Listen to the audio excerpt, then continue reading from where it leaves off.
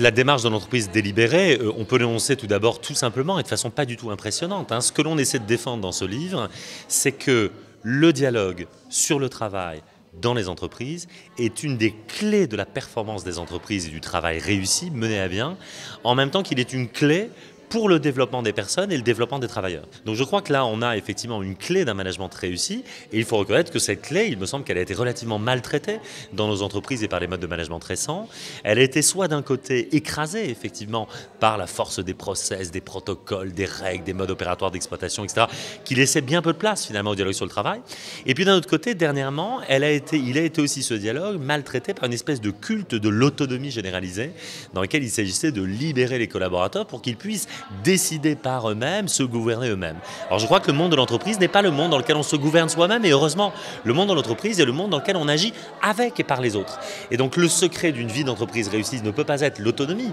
ce sont les dépendances assumées et dépendances que l'on ne cesse de gérer à travers un dialogue continu avec les équipes. Cet enjeu d'un dialogue sur le travail réussi, il met au défi les communicants d'entreprise, au défi d'une évolution. On connaît très bien, les directions générales ont l'habitude d'utiliser leur direction de la communication pour des opérations de communication institutionnelle, de communication descendante. On attend à ce qu'ils trouvent les bons messages, les bonnes punchlines, les bons supports pour porter les messages, etc.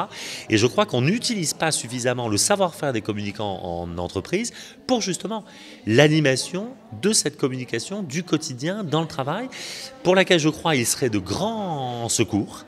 et pour laquelle je crois que les directions générales ne les sollicitent pas suffisamment. Donc je crois que là, il y a une possibilité